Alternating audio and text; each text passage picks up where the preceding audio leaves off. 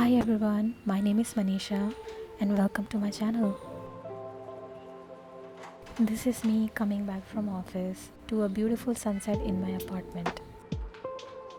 After a hectic day, I am going to unwind and slow down my evening. And while I do that, let's talk about doing versus being and intellectualization versus embodiment. I think we have mistaken knowledge for wisdom. Knowledge is easy to collect, easy to share, easy to preach. Embodiment, on the other hand, is different.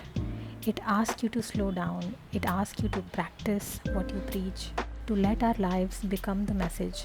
And that is the difference between intellectualization and embodiment. Wisdom always comes from embodiment.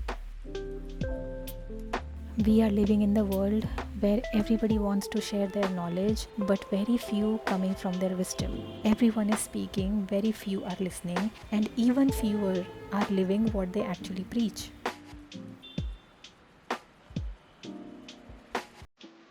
A few years ago, I could not stop talking about everything that I was learning: feminine energy, mental health, healing, boundaries, how not to seek validation. Every new realization felt too important not to share. But somewhere along the way, I had an uncomfortable realization that I was analyzing everything more than I was embodying. I was becoming someone who could explain these ideas beautifully without fully living them. I knew the right words, but my life did not always reflect them. So I stopped trying to tell people what they should do. Instead, I started building a life that felt true to me. And that's why I started making these vlogs where I embody the way of life that I was once preaching. So, for example, if I had to make a video on how I lost 20 kgs in 12 months, I would rather make a video on what I eat in a day to maintain my 50 kg weight.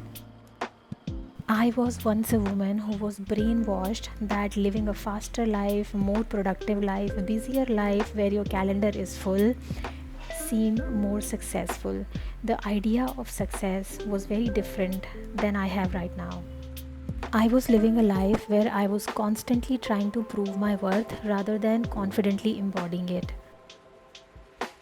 With time, I realized as a woman, your energy is equal to the currency that men go out and earn. So I slowly started saving my time, energy, and my presence for the special ones in my life. And trust me, that changed everything. I feel more energetic, I feel more calm, I feel less anxious just by cutting off people who are not valuing your presence and draining your energy is a game changer. And by having this mindset, I started enjoying my own company and felt less lonely.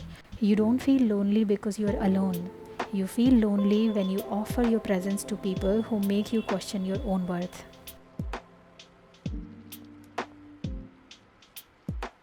I am slowly building a life where I practice what I used to preach because I was tired of the life that does not align with my words. I have realized over the period of time that the fastest way to teach anyone or to live your best life is without words, just simply moving through the world, living what you believe in.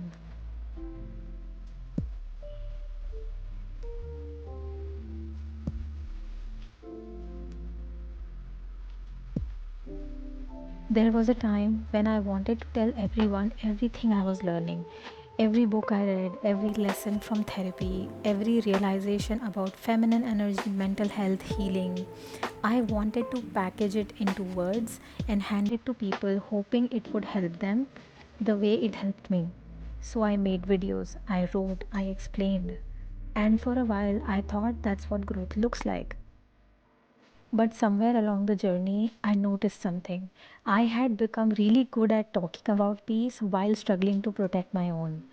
I could speak about boundaries, yet still lose sleep over what someone thought of me. I could explain self worth and still seek validation from people who were never capable of giving it. It might look like hypocrisy, but from my perspective, it was simply easier to understand something than it was to live it. I slowly stopped feeling the need to explain everything I was learning. Instead, I became curious about practicing it. I stopped asking, how can I teach this? And started asking, how can I live this? Instead of running around and seeking extraordinary moments in my life, I started finding simple moments of my life extraordinary.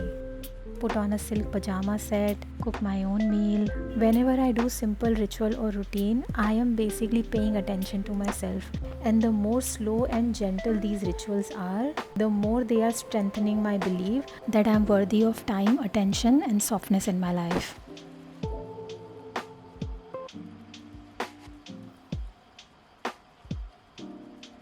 Does this mean I have become a monk? Not at all. I believe you can dance all night and still have discipline to be in bed by 11 pm.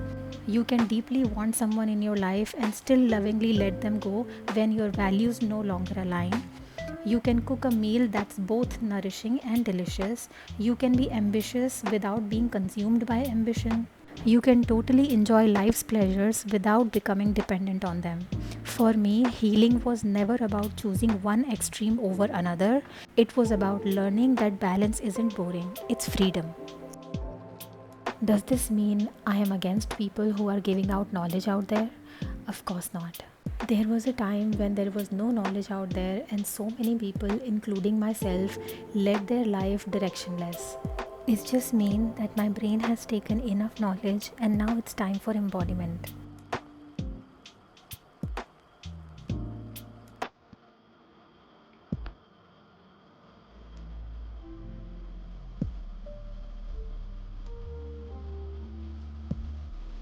I got so attracted towards the life where I would rather show you than tell you. You will see me slowing down, you will see me creating quiet rituals, you will see me let people go, you will see me coming from a curiosity rather than an opinion, you will see me protecting my energy and presence, you will see me learning to let other people's opinion stop living rent free in my head, you will see me creating a boundary, and you will see me putting myself first. So basically, you will see me being a what people call a bitch.